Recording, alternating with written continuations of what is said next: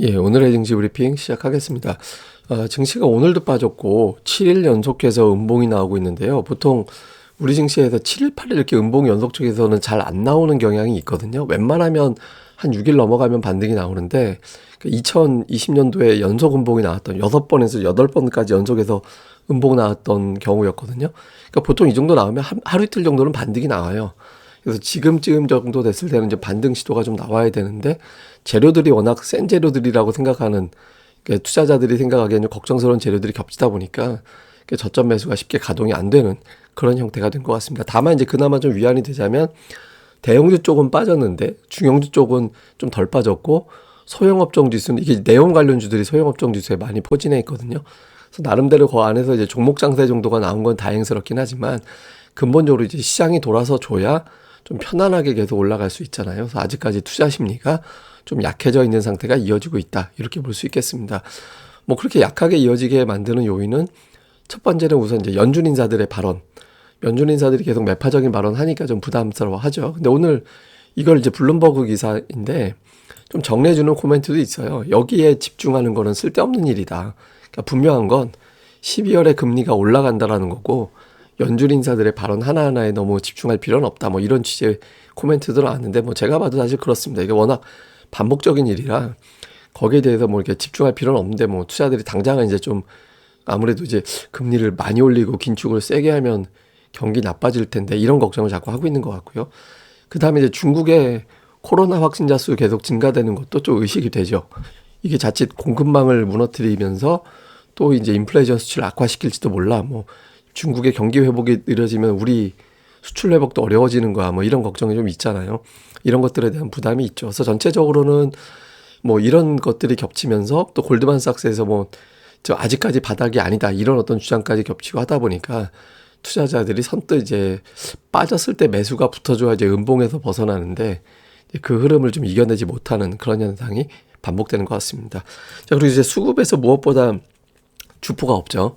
그 외국인들이 9월 말 이후에 이제 계속해서 지켜왔던 게 이제 이틀 연속 매도를 안 하는 거였는데 이틀 연속 매도가 나왔습니다. 뭐 기관 투자들은 금융 투자가 매수해서 이제 뭐 그저 그렇게 나왔는데 외국인 투자들이 매수를 안 한다라는 거는 투자들 입장에서는 굉장히 불안한 요소가 되거든요. 근데 종목으로 보면 제가 이제 기준으로 잡은 게 삼성전자, SK하이닉스, LG에너지솔루션, 삼성 SDI 이 네 개를 다 팔면 좀 바뀌는 거다. 근데 애매하게 하나 정도 딱 남겨놓고 까치밥인지 뭔지 이런 거 하나 남겨놓고 다 매도하는 형태를 보였잖아요. 근데 사실 애매하면 좀 부정적으로 해석하는 게 맞아요. 예, 편하거든요. 차라리 그렇게 보는 게. 그러니까 외국인 투자들이 지금은 뭔가 좀 이제 부정적인 어떤 수급을 보여주면서 시장이 올라가기 어려운 그런 환경을 외국인들이 만들어준 측면도 있다. 이렇게 볼 수 있겠고요. 그리고 매수하는 종목들도 보면 순매수 2위 종목이 170억밖에 안 되잖아요. 그러니까 외국인들이 이제 좀 적극적으로 매수하거나 그런 흐름이 아니죠. 뭐 그렇다고 이제 기관이 좀 많이 사줘야 되는데 기관들도 의미 있는 뭐 종목들에 대한 어떤 좀 영향력이 큰 종목들에 대해서는 매수 규모가 그렇게 크진 않습니다. 뭐 삼성전자 매수하고 하이닉스 매수하고 LG화학 매수하긴 하지만 뭐 규모가 뭐 왜 기관에 의해서 뭐 올라갈 만하다 이렇게 얘기할 정도는 아니잖아요. 그래서 좀 수급도 아주 나쁜 건 아닌데 지수가 버틸 정도는 못 된다 이렇게 이제 볼 수 있겠고요. 다음에 이제 코스닥 쪽은 골라담기, 그러니까 양쪽 다 이제 매도 오늘까지로 외국인 기관이 동반 5일 연속 매도거든요.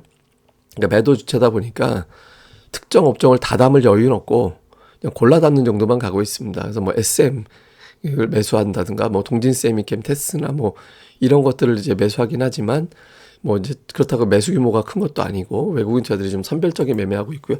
기관도 마찬가지입니다. 뭐 SM 파는데 JYP는 매수한다든가 뭐 이런 형태로 이제 같은 업종 내에서도 좀 골라서 담는 그런 형태가 나오고 있죠. 그래서 소극적으로 돈이 좀 부족한 장세다 보니까 이제 선별적으로 골라 담는 장세 이런 장이 이렇게 상승 종목수가 압도하지 못하거든요. 그래서 그런 형태가 좀 이어지고 있는 뭐 조금 이제 지루한 장이 좀 펼쳐지고 있다 이렇게 보시면 될 것 같습니다.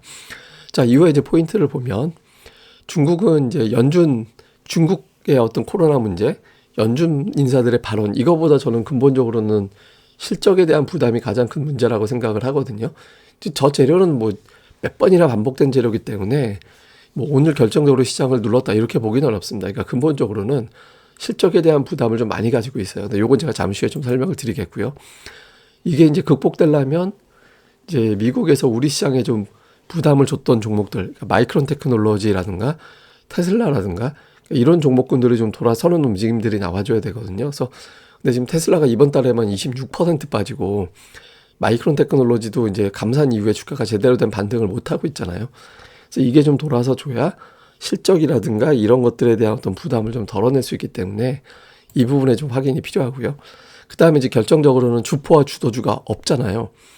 예, 외국인들이 주포였고 삼성전자가 주도주 역할을 하면서 지수를 지탱해주고 그 지탱해주면서 이제 종목 장세가 좀 한동안 펼쳐졌던 건데 이게 없죠. 그러니까 외국인들이 다시 매수해주고 대형주들을 올라가 주면서 이제 종목 장세가 활발해지기 전까지는 그런 신호가 나오기 전까지는 좀 지루하게 흐르는 흐름이 좀 이어질 가능성이 있다. 이렇게 보면 되겠습니다. 그리고 특징적으로는 그냥 네옴 관련주로 엮으면 될 것 같은데 네옴 관련주가 부각되는 이유는 이슈가 없기 때문이에요. 시장에. 네, 시장에 어떤 강력한 어떤 메인 이슈가 있으면 네옴 관련주에 집중이 되기보다는 뭐 다른 쪽으로 좀 분산이 되고 하는데 다른 걸 집중할 데가 없다 보니까 이게 뉴스량은 제일 많고 또 수주라든가 이런 규모가 되게 숫자가 커 보이고 그러니까 여기에 집중되는 거거든요. 그래서 다른 어떤 말씀드렸던 뭐 실적에 대한 공포감이라든가 이런 것들이 덜어낸다라면 이제 다시 또 분산이 되겠지만 그렇지 않다라면 뉴스 많은 쪽에 또 돈이 붙기 때문에 뭐 네옴주 쪽으로 조금 더 흘러들을 가능성이 있습니다. 그러니까 이건 이제 외국인들의 컴백 여부에 따라서 좀 달라진다. 이렇게 보면은 될 것 같습니다. 자, 이제 제일 중요한 거 제가 실적이라고 말씀드렸잖아요. 미국도 보면 전년 대비 실적 증가폭이 계속 뚝 떨어지는 그런 구간으로 들어와 버렸고 뭐 추정입니다만 물론 이거는 그 다음에 우리나라도 3개월 동안 이익 추정치 변화율을 보면 굉장히 지금 낮아져 있거든요. 그러니까 실적에 대한 어떤 확신이 떨어져 있어요. 그러니까 아무래도 좀 매도가 증가되는 상황이 되는 거고 그 결정적인 역할을 마이크론 테크놀로지가 했거든요. 그래서 마이크론 테크놀로지 주가가 이제 막 승승장구하는 것 같이 올라가다가 이제 감산 이슈 이후에 쭉 빠지고 이 여파로 삼성전자도 이제 상승하다가 121선까지 막 넘겨놨다가 이제 여기서 빠져버렸잖아요. 지금 이제 중요한 자리거든요. 21선이라는 거에 딱 걸터버렸고 살짝 깨진 거긴 합니다만은 힘들게 돌파했던 이 저항대에서 힘들게 돌파했던 121선까지 내려갈 수도 있거든요. 그러니까 59,000원에서 지금 가격 사이에서 이제 반전을 만들어내지 못한다면 지금 지수가 뭐 2,400포인트 왔다 갔다 합니다만 이제 거기서 상당히 멀찌감치 갔다 와야 되는 그런 상황이 생길 수도 있습니다. 그래서 내일 이후에 삼성전자가 59,000원, 6만 지금 현재 주가 사이 이 구간에서 좀 바닥을 잡고 기술적 반등, 특히 코스피가 7일 음봉에서 좀 벗어나는 그런 시도가 나오게 되는지 요 구도가 시장에서는 이제 좀 확인하는 이게 일단 한 곱이 또 넘기는구나 이게 좀 확인되는 그런 과정이라고 봐야 되기 때문에 요걸 이제 바탕으로 확인해 보시면 될 것 같습니다. 근데 어쨌든 제가 이제 ADR 한동안 말씀 계속 드렸었잖아요. 그래서 지금 코스닥이 한 104 정도 되는데 아직까지 깨끗하게 정리됐다라고 보기는 어렵거든요. 그래서 좀 광범위하게 올라가는 장은 아직은 좀 힘들다고 봐서 좀 차분하게 선별적으로 종목을 좀 압축하는 수급을 좀 냉정하게 보는 그런 차분함도 필요하다. 이렇게 보시면 될 것 같습니다. 또 이 방송도 구독하기, 좋아요 꼭 부탁드리고요. 그리고 네이버에서 고릴라 리서치 카페 많이 검색해 주시고 방문도 부탁드립니다. 감사합니다.